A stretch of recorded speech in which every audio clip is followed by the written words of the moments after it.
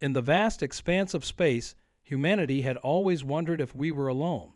That question was answered on a quiet Tuesday morning in 2157, when thousands of massive warships emerged from hyperspace at the edge of our solar system. The fleet's arrival sent shockwaves through Earth's unified defense network, triggering emergency protocols that hadn't been used since the Great Unification 30 years prior. I was there, manning my station at the Lunar Defense Command, when those ships first appeared on our long-range scanners. The readings were off the charts. Each vessel dwarfed our largest space carriers 10 times over. My hands trembled as I relayed the information to Central Command, knowing that this moment would forever change human history. The alien fleet's approach was methodical, precise, and terrifyingly confident. They moved with the calculated precision of an empire that had conquered countless worlds before. Our preliminary scans revealed technology far beyond our understanding, yet something about their formation suggested they were being cautious. They had reason to be. In the century leading up to this moment, humanity had survived 3 global catastrophes, 2 world wars, and a climate crisis that nearly ended us. Each time, we emerged stronger, more united, and more determined. We had terraformed Mars, established colonies across the solar system, and developed technologies that our ancestors would have considered magic. We weren't the same primitive species that first looked up at the stars with wonder. We had become something more. The alien transmission came exactly 6 hours after their arrival. The message was simple. Your system has been claimed by the Galactic Empire. Surrender and accept integration, or face immediate annihilation. The same words that had likely been spoken to 1,000 civilizations before us. But they didn't know who they were dealing with. Earth's response was broadcast on all frequencies, in all languages, and through every method of communication we possessed. It wasn't a plea for mercy or an acceptance of their terms. Instead, we showed them something they'd never seen before. We showed them our history, the wars we'd fought, the disasters we'd overcome, the challenges we'd faced and conquered. And at the end of this transmission, Earth's Security Council attached a simple message that would echo through the cosmos. We've survived far worse than you. This is your only warning. Stay away from Earth. The aliens' initial amusement at our defiance quickly turned to confusion as their advanced probes began mysteriously malfunctioning. You see, while they'd been busy conquering peaceful worlds, humanity had been preparing for this exact moment. Every satellite, every piece of space debris, every seemingly abandoned station, all were part of an intricate defense network decades in the making. But what truly gave them pause wasn't our technology or our defenses. It was the fact that despite their overwhelming numbers, despite their superior technology, despite the certainty of casualties, every human colony, ship, and station stood ready to fight. From the smallest mining outpost to the largest orbital city, not a single human settlement even considered surrender. As I sit here now, watching their fleet maintain their distance at the edge of our system, I can't help but wonder what's going through their minds. They've likely never encountered a species quite like us, one that doesn't know when to back down, one that grows stronger with each challenge, one that would rather fight against impossible odds than live on its knees. The question now isn't whether they'll attack. It's whether they're prepared to face an enemy who has turned survival into an art form. Because if there's one thing human history has taught us, it's that we don't just survive. We thrive in the face of adversity. And now, as the stars hold their breath and the galaxy watches, we wait to see if the mighty Galactic Empire will heed our warning or learn the hard way why Earth remains unconquered. The tension in Lunar Command stretched like a rubber band ready to snap. 3 days had passed since our warning, and the Galactic Empire's fleet remained motionless at the edge of our system. Their massive ships hung against the starfield like dark mountains, a constant reminder of the sword dangling over humanity's head. Our intelligence teams worked round the clock, analyzing every scrap of data we could gather about our unwelcome visitors. The Empire's ships bore battle scars from countless conquests, their hulls marked with symbols we assumed represented their victories. But what caught our attention were the signs of recent damage, fresh plasma burns and impact craters that told a story of recent resistance somewhere in the galaxy. The most interesting discovery came from our quantum detection arrays. Their ship's energy signatures showed fluctuations consistent with recent long-range travel, suggesting they'd come from a distant battlefield. Whatever fight they just finished had left its mark, and they weren't operating at full strength. This wasn't the careful preparation of an overwhelming force. This was an opportunistic invasion by a fleet that hadn't bothered to repair or resupply. Internal communications intercepted from their fleet revealed something even more intriguing. Their command structure was rigid, almost mechanical in its precision, but there were undertones of uncertainty in their transmissions. References to the Last Resistance and the Spiral Arm Rebellion kept appearing in their communications. Someone out there was fighting back, and fighting hard enough to worry even this mighty empire. Our own preparations continued without pause. The Mars defense grid was fully operational, its automated drone swarms ready to deploy at a moment's notice. The asteroid belt mining colonies had transformed their excavation equipment into makeshift weapons platforms. Even the deep space research stations had been retrofitted with experimental shield technology we'd been developing in secret for decades. But our greatest advantage wasn't our technology or our defenses. It was something the Empire couldn't possibly understand. Unlike their rigid hierarchy, humanity's strength lay in our adaptability, our creativity, our sheer stubborn refusal to accept defeat. Each colony, each station, each ship operated with a degree of independence that seemed to confuse our observers. They couldn't comprehend a military force that didn't rely on absolute central control. The Empire's probes continued their careful mapping of our system, staying just outside our declared defensive perimeter. They were learning, but so were we. Each probe they sent revealed more about their technology, their tactics, their weaknesses. Our AI systems worked tirelessly to decode their communications, each breakthrough bringing us closer to understanding our enemy. Then on the fourth day, something changed. A new ship arrived, larger than any we'd seen before. Its design was different, more ornate, more ceremonial. This wasn't just another warship. This was something important. A command vessel, perhaps, or something worse.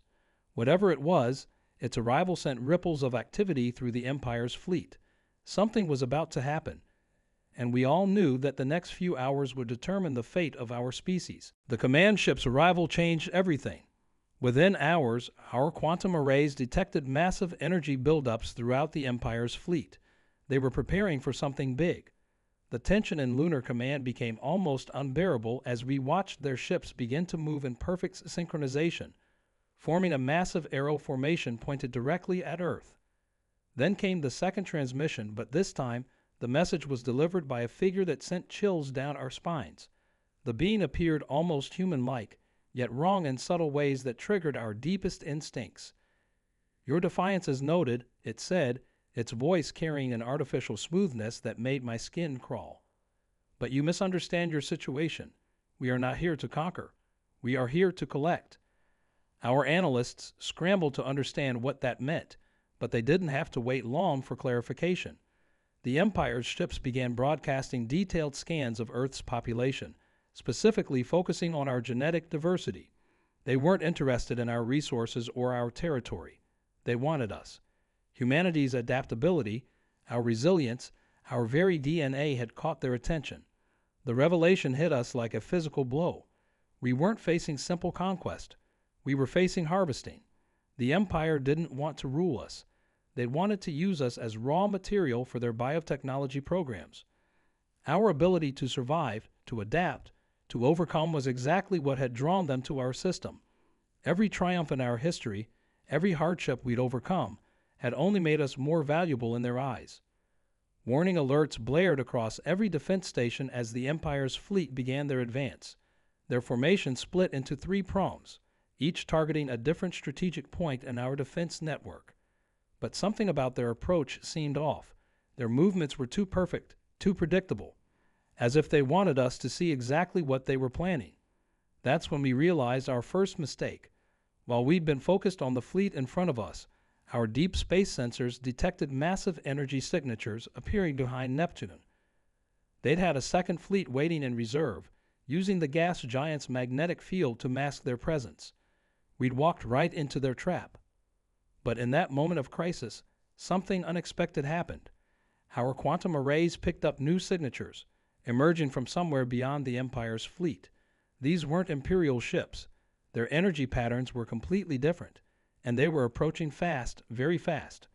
The Empire's fleet suddenly shifted their formation, dividing their attention between Earth and these new arrivals. In the command center, everyone held their breath. We had no idea who these newcomers were, but their timing couldn't be coincidence. Had our defiance inspired others to stand against the Empire? Were these ships from the last resistance we'd heard mentioned in Imperial communications? As the unknown vessels drew closer, we prepared ourselves for whatever would come next, knowing that the next few minutes would determine not just humanity's fate, but perhaps the fate of all those who dared to resist the Empire's advance. The unknown ships shocked everyone when they dropped their cloaking shields. They were human vessels, but unlike anything in our current fleet. Their design was both familiar and alien, as if someone had taken Earth's technology and advanced it by centuries. The lead ship's transmission made everything clear. "This is Admiral Chen of the Temporal Defense Force. We've come from humanity's future to prevent a catastrophe." The Empire's response was immediate and violent. Their ships opened fire simultaneously, but the future fleet moved with impossible precision, their shields absorbing impacts that should have vaporized them instantly. Our sensors detected temporal distortions around their vessels. They weren't just moving fast, they were manipulating time itself. That's when the true scale of the Empire's plans became clear. Admiral Chen's next transmission was directed at us. They're not here to harvest current humanity. They're trying to prevent what we become. In our timeline, Earth becomes the center of a resistance that eventually brings down their entire empire. They've come back to stop that future from happening. The Empire's second fleet emerged fully from behind Neptune, but they weren't moving to attack Earth. They were charging up massive temporal devices of their own. This wasn't just a battle for Earth. It was a battle for time itself. Our defenses, which we thought were our last hope, were now caught between two forces fighting across centuries. But the Empire had made a crucial mistake. In their arrogance, they'd assumed that present-day humanity would be helpless observers in this conflict between future powers. They'd forgotten the very thing that made them fear our future so much: our ability to adapt, to innovate, to seize opportunity. While their attention was divided between our future selves and maintaining their temporal equipment, every human ship and station began powering up weapons they'd never seen before. We'd spent decades reverse engineering alien technology from crashed scouts and abandoned probes. We kept these weapons secret, knowing we'd need every advantage when first contact finally came. Now, as the Empire's fleet split their focus between two threats, they were about to face a third. Every hidden defense platform, every seemingly civilian station, every unarmed transport was about to reveal what humanity could do when pushed into a corner. As both fleets maneuvered for position, crackling temporal energies illuminating space like an artificial aurora, Admiral Chen sent one final message: "The future isn't set. What happens in the next few minutes will determine the fate of humanity across all timelines. Show them why they were right to fear us." With those words, the greatest battle in human history, past, present, and future, was about to begin. The battle erupted across space and time simultaneously. As the future fleet engaged the Empire's temporal ships, Earth's hidden defenses launched their surprise attack. Our quantum-tipped missiles, designed to disrupt their advanced shields, struck true. The Empire's perfect formation shattered as they tried to fight enemies from 3 different time periods at once. Admiral Chen's ships performed impossible maneuvers, appearing in multiple places at once, their temporal wake leaving ghost images across our sensors. But the Empire fought back with terrifying efficiency, their own time manipulation devices creating bubbles where our weapons moved in slow motion, easy targets for their counterattacks. The tide turned when Earth's colonies revealed our greatest secret. We backwards engineered the Empire's own temporal technology from a scout ship that would crash in our territory 50 years from now.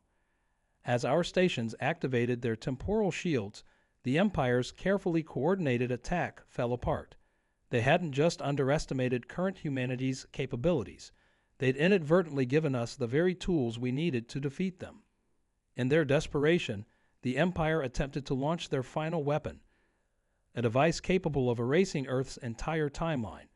But that's when we discovered why our future selves had really come back. The Temporal Defense Fleet wasn't here to fight. They were here to ensure the Empire's weapon activated at exactly the right moment. As the device fired, Admiral Chen's ships projected a massive temporal field around Earth. The weapon's energy, instead of erasing our timeline, was captured and redirected. In that moment, every human ship and station received the same transmission. Now we show them why humanity can never be erased. The captured temporal energy surged through our combined fleet. Every human vessel, from both present and future, began to multiply, not copies. They were quantum echoes of every possible version of humanity's future. The Empire found themselves facing not just one humanity, but millions of possible variations, each having evolved along a different path of resistance. The Empire's mighty fleet, faced with the combined might of humanity's infinite potential, finally broke. As their ships retreated through their temporal corridors, Admiral Chen revealed the final truth. We didn't come back to prevent a catastrophe. We came back to ensure it happened exactly as it should. The Empire didn't fail to erase humanity today. They created the very force that will eventually defeat them. Sometimes the best revenge is ensuring your enemy's greatest fear comes true. As the future fleet prepared to return to their own time, they left us with one final message. The Empire will return stronger and more desperate than ever. But now every version of humanity, across every possible timeline, stands ready to fight. We are no longer just one civilization rising against their power. We are humanity across infinite possibilities, and that is something even they cannot stop. The aftermath of the battle transformed humanity's understanding of our place in the universe. The debris field around Earth's orbit told the story of our victory, but it also served as a constant reminder of the challenges ahead. The Empire's retreat wasn't the end. It was just the beginning of humanity's greater role in the galaxy. In the months that followed, we began incorporating the technology left behind by our future selves. Admiral Chen had been clever, ensuring their ships took just enough damage during the battle to leave essential components behind. These weren't gifts. They were breadcrumbs leading us toward our destiny. Each piece of recovered technology accelerated our development by decades, but we had to figure out how to use it ourselves. The most significant change came in humanity's mindset. The knowledge that we would not only survive but thrive across multiple timelines gave us a confidence we'd never had before. Every colony, every station, every ship now operated with the certainty that we were building something greater than ourselves. The Empire had tried to erase us from history, but instead, they guaranteed our place in it. Communication between colonies became instant thanks to recovered quantum technology. Mars terraforming accelerated as we applied temporal fields to speed up atmospheric processing. Even our deepest space outposts were now connected through a network of temporal relays, allowing us to defend any point in our territory within moments of an attack. The Empire's defeat had another unexpected consequence. Other alien civilizations began reaching out. At first cautiously, then with growing boldness as they realized humanity had done the impossible. We weren't just fighting for ourselves anymore. We become a symbol of hope for every species that had suffered under the Empire's expansion. As I stand here now, 50 years after that historic battle, watching my grandchildren train on simulators that recreate the fight, I can't help but smile. The Empire thought they could prevent their downfall by attacking their greatest threat in its infancy. Instead, they created exactly what they feared, a humanity united not just across space, but across time itself. The warning we gave them still echoes across the cosmos. Stay away from Earth. But now it carries a different meaning. We're no longer just protecting our planet. We're protecting the right of every civilization to chart its own course through history. The Empire will return. Of that we're certain. But when they do, they won't face just one Earth, or even a million possible Earths. They'll face every free species in the galaxy, standing together against tyranny. That's the real legacy of their failed invasion. They came to erase humanity from history, but instead, they helped write the first chapter of a much greater story, one that will be told across infinite timelines, in infinite ways, for all time to come.